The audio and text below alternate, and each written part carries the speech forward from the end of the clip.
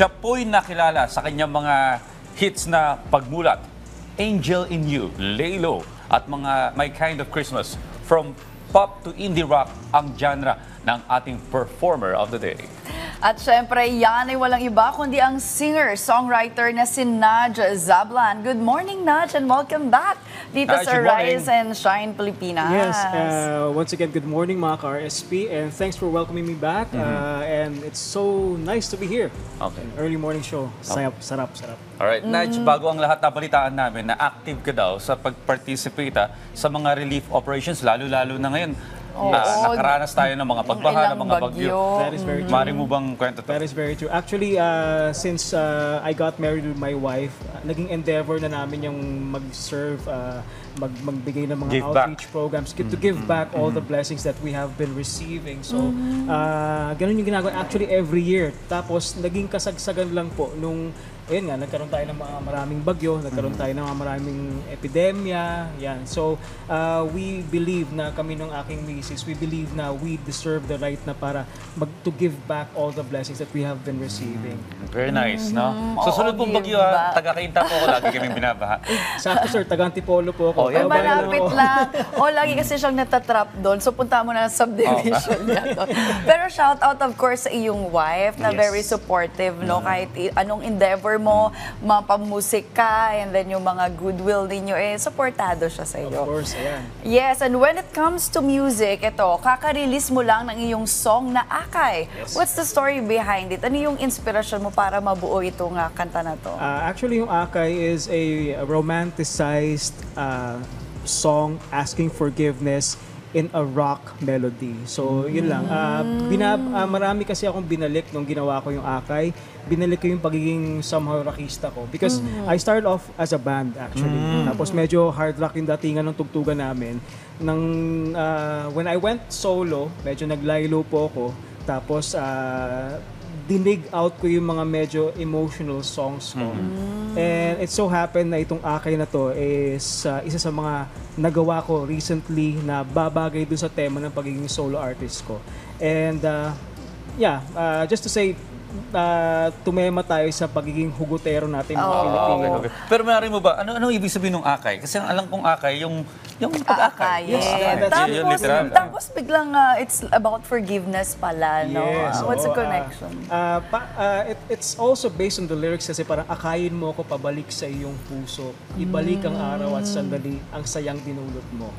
Actually, it can be a religious song. It can Pwedeng be- religious nga eh. Yes, it can be a religious song. It can be a love song. It can be like going back to the love that you lost or yung nakagalit mo, as simple as that. So yung Akay, it's a very universal song for everybody.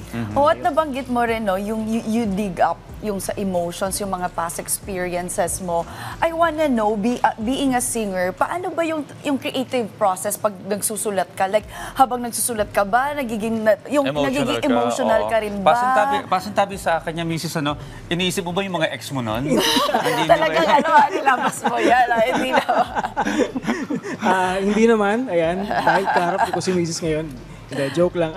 Keeping aside, yung paggawa ko po ng awitin, it's actually based on the melody that I get whenever I strum a guitar. So parang nagkakaroon ka burst of inspiration ng melody. Yes, oo. Tapos kasama na rin doon yung pagiging in love ko as always. Tapos minsan kapag hindi natin maiiwasan na nagkakaroon tayo ng away, ganun. Which explains the song Luha, the song that I sang a while ago. So, yung Luha na is asking forgiveness and, parang ayaw mo na siyang saktan or something like that. And itong Akay naman is like another song asking forgiveness, parang ibalik mo ko sa iyong puso. Okay. So pag mainit ang ulo sa kanya ng kanyang misis, pwede niyang kantahan lang, no? Akay, luha.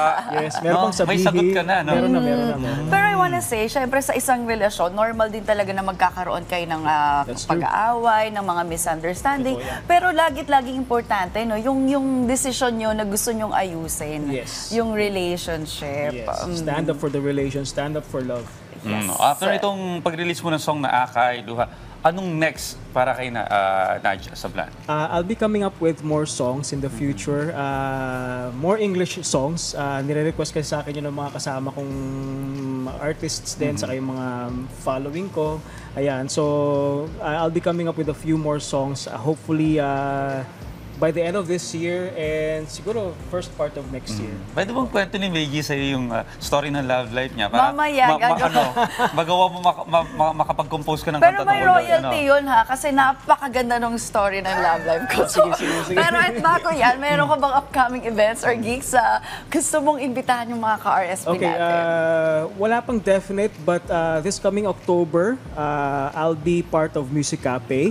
It's in Antipolo sa Inares Coliseum. So tutugtog po tayo doon, ang inyong abang lingkod. Tapos also this coming October, I will be in Baguio with my band sa PMA. So wala pang definite date. So stick around and check out my socials para sa mga mas marami pa pong mga updates. Ayun po. Ayan, maraming salamat sa pagkipagkwentuhan sa amin. Without further ado, again, let's all welcome Sir Naj Sablan. Thank you so much.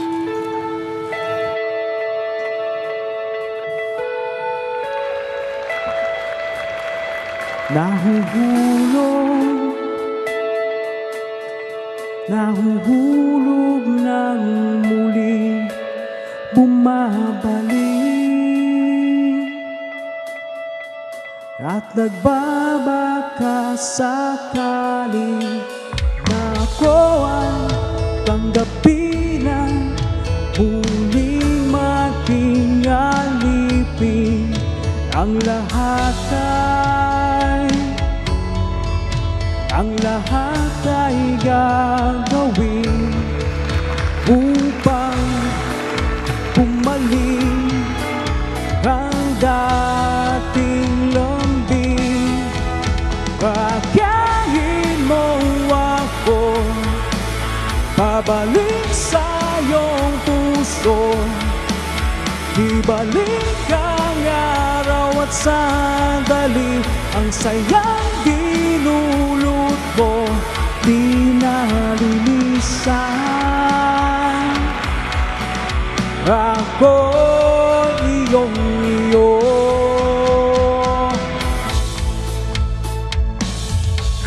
pinapangako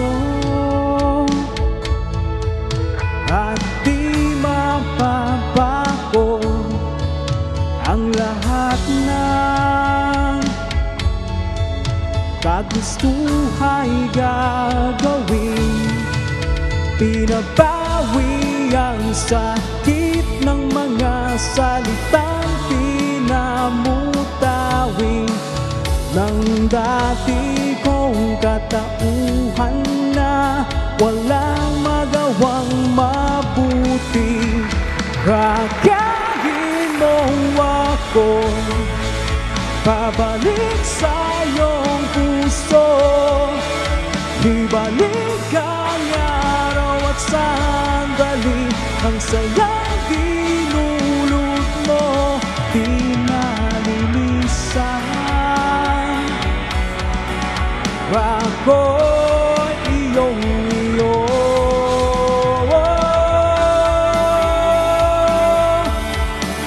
di nalilisan.